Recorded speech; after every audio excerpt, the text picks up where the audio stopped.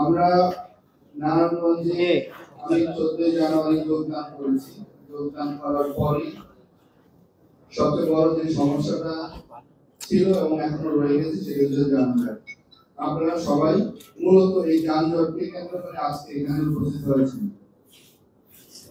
আমরা এই সময়ে এই 14 জানুয়ারি থেকে আজকের এই পর্যন্ত আমরা অনেকগুলো কার্যক্রম গ্রহণ করেছি। আমরা গ্রিনের কার্যক্রম হিসেবে যে আপনারা বললেন সেখানে গ্রিন করার পাশাপাশি আমরা যে গ্রিনের যে কার্যক্রম নিয়েছি সেখানে আমি আপনাদের কিন্তু আশ্বস্ত করি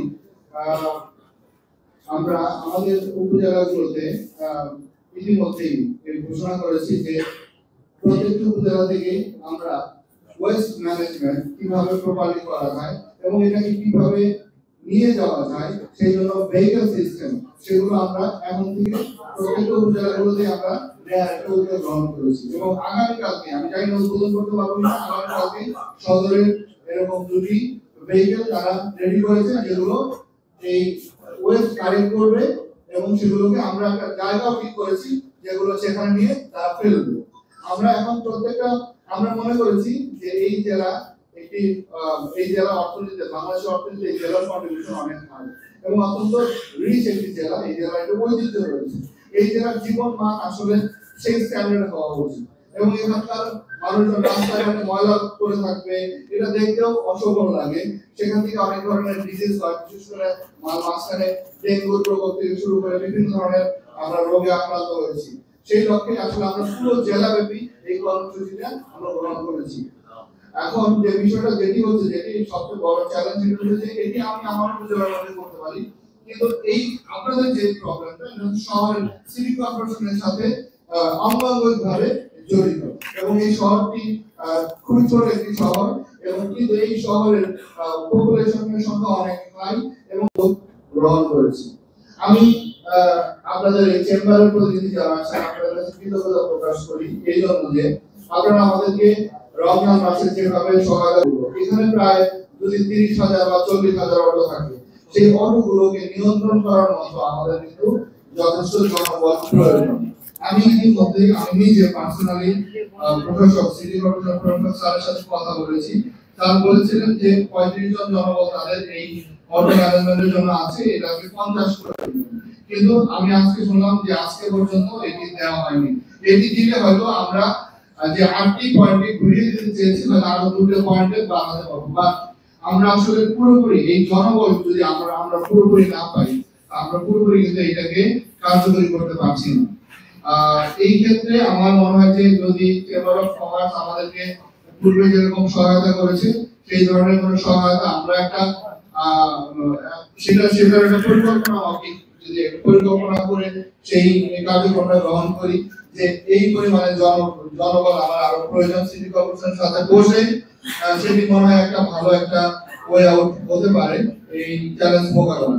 এছাড়া আরো যে একটি ভালো প্রস্তাব আপনাদের কাছ থেকে এসেছে যে একটি রাস্তাকে আমরা একদম টোটালি আমরা অটো মুক্ত করতে পারি কিনা, এটি আমরা ভেবে দেখবো যে এটিকে আমরা অটো মুক্ত করা যায় কিনা। এর আগে যেটি ছিল আপনারা রিভিউ রোডের কথা বলেছেন, যদি এটি অটো মুক্ত করতে পারি আমরা এটিও আমাদের একটা গুরুত্বপূর্ণ একটা সাজেশন। আমি মনে করি আমরা এটি নিয়ে কাজ করব কিভাবে এটি রাখা সম্ভব কিনা। আর চেম্বারের সভাপতি মহোদয় বলেছেন যে ওয়ান ওয়ে করে দেওয়ার মতো ব্যবস্থা, সেটিও আমরা একটু ভেবে দেখবো যে ওয়ান ওয়ে আমরা কোন রাস্তাকে ওয়ান ওয়ে নিয়ে আসতে পারি এবং এটার আউটকামটা কি হতে পারে। আর এর বাইরে আসলে আমাদের সবচেয়ে বড় যে কথাটি আমাদের একজন প্রতিনিধি বললেন আমাদের চেম্বারের পক্ষ থেকে একটি কমিটি গঠন করা, সার্বিক ব্যবস্থাপনা কমিটি। আমরা সবাইকে নিয়ে আমরা একটা ব্যবস্থাপনা কমিটি গঠন করব এবং এটা আমরা দ্রুতই করব এবং সেই কমিটির আলোকে আমরা আমাদের কি কমিটির মিটিং বা কি পরিকল্পনা আমরা করছি সেই সাথে যে যারা সেই স্টেক হোল্ডার আছে তাদেরকে নিয়ে আমরা সেটি বাস্তবায়ন দ্রুত কিভাবে করব। একটি বিষয় খুবই গুরুত্বপূর্ণ সেটি হচ্ছে যে বাস আমরা বাসকে আমরা টোটাল আপনারা তো জানেন যে আমরা টোটাল ম্যানেজমেন্টটাকে আমরা তাদের ডাটাবেস করে ফেলেছি। এটি আর অল্প কয়েকদিনের মধ্যে ডাটাবেস করে ফেলেছি এবং বাস ড্রাইভারদেরকে অ্যাপয়েন্টমেন্ট লেটারের কথা আমরা বলেছি, সেটি আমরা নিশ্চিত করবো এবং ড্রাইভার এবং হেল্পারের আমরা ড্রেসের ব্যবস্থা করছি আমরা বাসে। এখন বাসের যে স্ট্যান্ড সেটি যে কথাটি বললেন যে পুরনো যে টার্মিনাল আছে সেই টার্মিনাল ভবনের পেছনের যে জায়গাটা সেটা ব্যবহার করার কথা আপনারা বলেছেন। আমরা সেটি আমরা একটু সরজমিনে গিয়ে দেখবো যে আসলে সেটি যদি ব্যবহার করার মতো থাকে, তবে যদি সেটি নাও হয় আমরা বলবো যে আমাদের এই লিংক রোডে যতগুলো আমরা পার্কিং এরিয়া করছি, আপনাদের এই পার্কিং এরিয়া গুলো তো আমরা এমনি শুধু আপনাদের জন্য, এই পার্কিং এরিয়া তো বাসগুলোর জন্যই করা, ট্রাকগুলোর জন্যই করা। তো সেখানে যদি আপনারা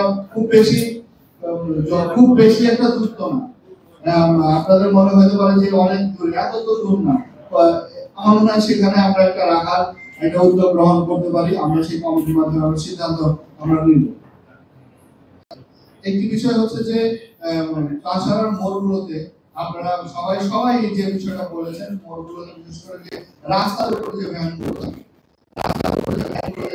সেগুলো আমরা বারংবার মোবাইল কোড করছি এবং বারংবার তাদেরকে উঠিয়ে দিচ্ছি, আবার তারা বলছে। সেদিন আমরা কিছু ভ্যান আমরা চাষারা থেকে ধরে নিয়ে আসলাম, ধরে নিয়ে আসার পরে আবার আপনাদের কিছু লোকজন তারা এসে সারাদিন ধরে ওনাদের জন্য এই গরিব মানুষ এই কথা বলে আমাদের সারাদিন রেখেছিলাম, পরের দিন আবার তাদেরকে ছেড়ে দিয়েছি।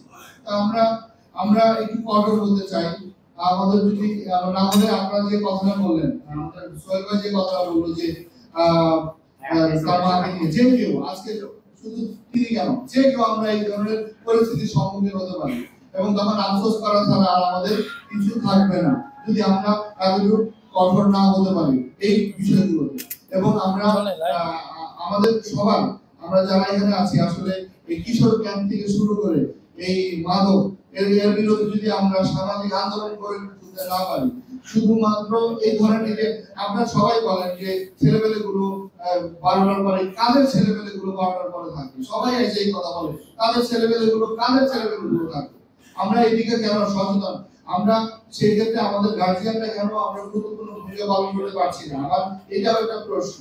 আমরা অবশ্যই সবকিছু কি আসলে সোশ্যালি যদি তাদেরকে আমরা মাদককে যদি আমরা সোশ্যালি বয়কট না করি, মাদককে যদি সেটাকে যদি আমরা ওইভাবে বয়কট না করি, তাহলে তো আসলে এটা বন্ধ করা শুধু আইন দিয়ে আমার জেলখানাতে 1320 জন আসামি আছে, তারপরে 500 আসামি মাদকের আসামি, আরো যদি ধরেন 1300 আসামি মাদকের আসামি হয়, তাহলে কি মাদক বন্ধ হবে?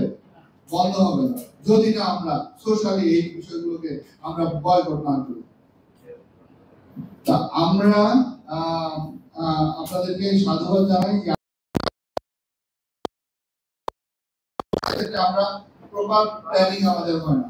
এখন আমরা ধরেন রাস্তা করেছি, ধরেন 40 মেট্রিক টন ওজনের ট্রান্সপোর্ট মুভ করবে, সেখানে আমাদের দেখা যায় যেহেতু আমাদের সিমেন্ট ভারী ইন্ডাস্ট্রি আছে, সেই এই ওয়েটটা অনেক বেশি হয়ে যাচ্ছে, এই রাস্তায় ক্যাপাসিটি তৈরি করা না। তা আমরা বলেছি যে আপনারা তো জানেন যে কোন শহরগুলো ইন্ডাস্ট্রিয়াল এরিয়া, সেখানে কোথায় ভারী শিল্প আছে, যেখানে ভারী শিল্প আছে সেখানে রাস্তা সেইভাবেই করতে হবে। তারা সেভাবে নতুন ভাবে ডিজাইন করে নিয়েছে, বাট এটা তো বললেই ধরেন এই জিনিসগুলো হয়ে যায় না, এগুলো টাইম লাগে। বাট তারা আমাদেরকে, আমিও বলেছি, যোগাযোগ করছি কিভাবে দ্রুত এই সমস্যাগুলোকে আমরা সমাধান করতে পারি। আর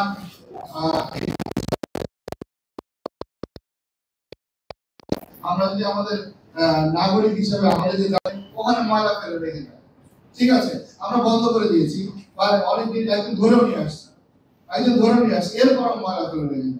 এখন সবাইকে সচেতন হতে হবে। আমরা যদি আমাদের সবাই সচেতন ভাবে না করি, আমরা যদি